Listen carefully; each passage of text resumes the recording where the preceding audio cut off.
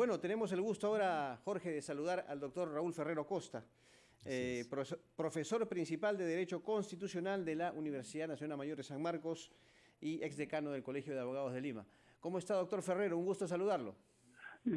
El gusto es mío, Carlos, gusto de escucharlo y estar con ustedes nuevamente. Así es, aquí estamos con Jorge Turpo para conversar sobre diversos temas vinculados con la coyuntura política.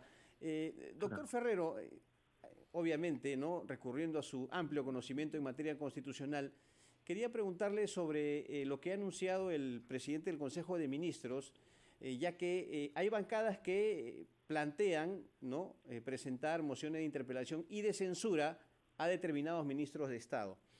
Y el Premier ha dicho que lo que va a hacer es presentar cuestión de confianza. O sea, ¿en qué casos concretos se puede presentar una cuestión de confianza? ¿Por la permanencia de un ministro, por ejemplo, o por políticas generales de gobierno? Por políticas generales de gobierno o por interpelar a un ministro se puede hacer perfectamente bien y solicitar la cuestión de confianza.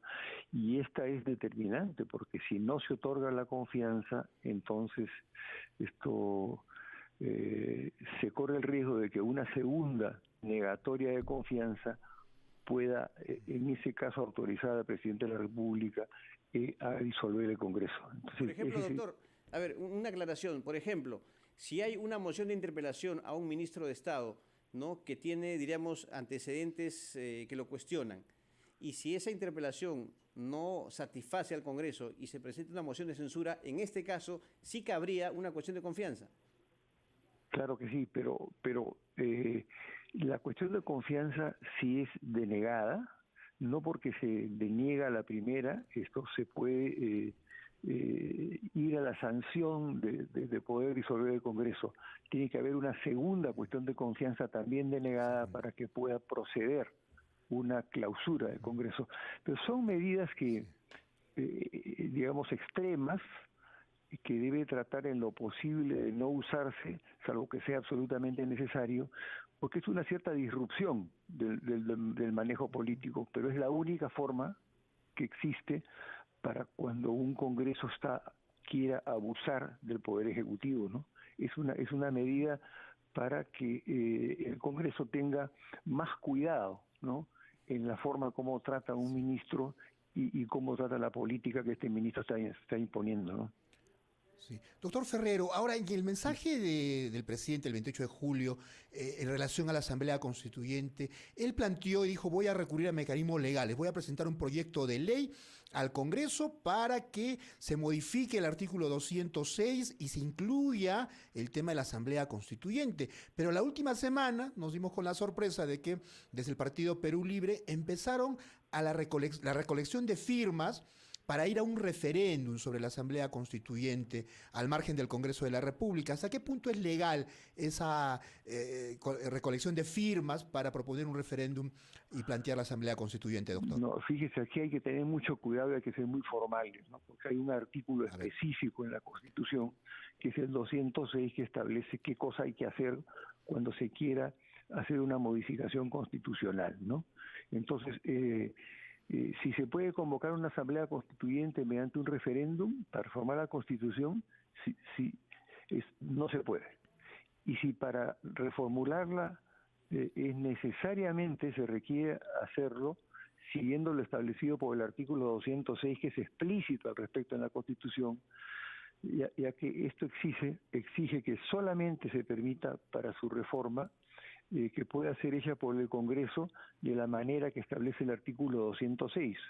Nosotros sostenemos que las modificaciones de la Constitución están sujetas a lo que dice ese artículo y, por lo tanto, cualquier reforma constitucional, cualquiera, debe ser aprobada por el Congreso, como la forma como lo establece la misma Constitución, que es con mayoría absoluta del número legal de miembros, es decir, 66.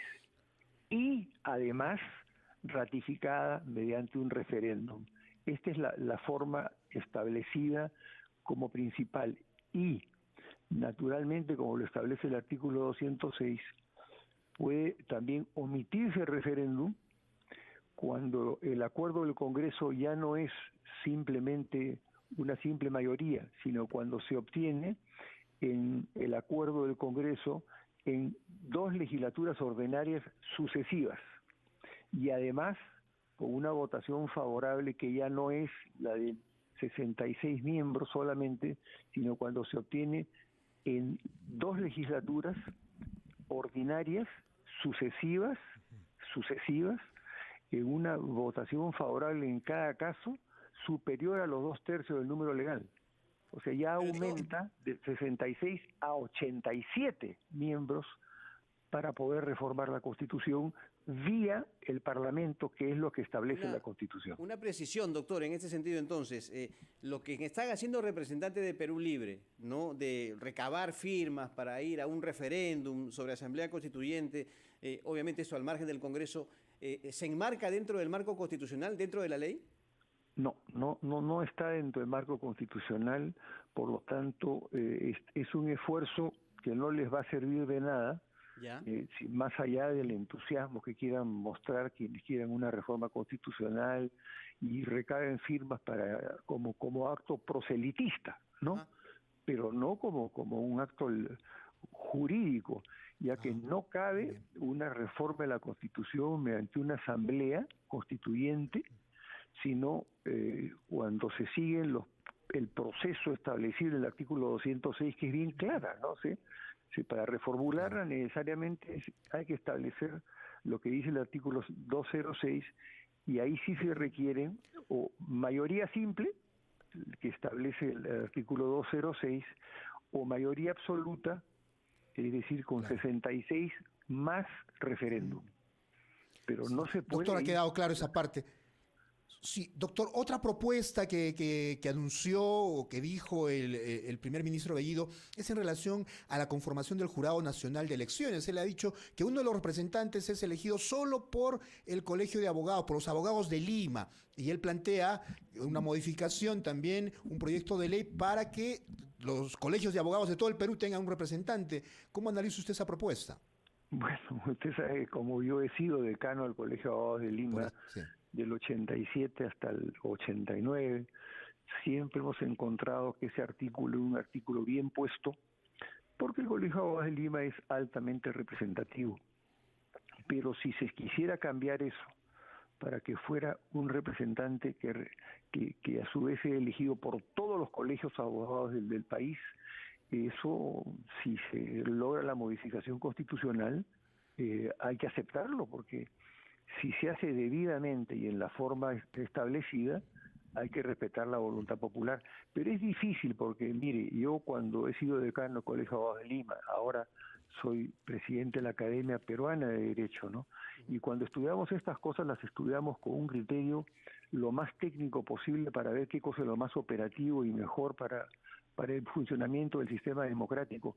Bien. Y organizar una elección nacional, a nivel nacional, de todos los colegios de abogados representativos de cada una de las regiones, es un proceso realmente sumamente complejo. Fíjese que en este momento, para elegir al nuevo decano del Colegio de Abogados de Lima, ya llevan más de 3 años, porque hay impugnaciones legales, sí, acciones judiciales. Ese es, doctor, perdón, un tema complicado que no se resuelve hasta el momento en cuanto al tema de la elección de los miembros del Colegio de Abogados de Lima. Yo le agradezco mucho, doctor Ferrero, por habernos ilustrado esta mañana desde el punto de vista constitucional. Ha sido usted muy amable. Un abrazo. Muchas gracias. El doctor Raúl Ferrero Costa estuvo con nosotros. Señores, hasta aquí llegamos. Gracias, Jorge, por compartir la conducción conmigo en la mañana. Y viene Enfoque de los Sábados. Va a estar, ojo, la presidenta del Congreso de la República, Mari Carmen Alba, para hablar de la coyuntura política. Gracias, Jorge. Feliz fin de semana. Igualmente, un abrazo. Señores, gracias. Muy buenos días.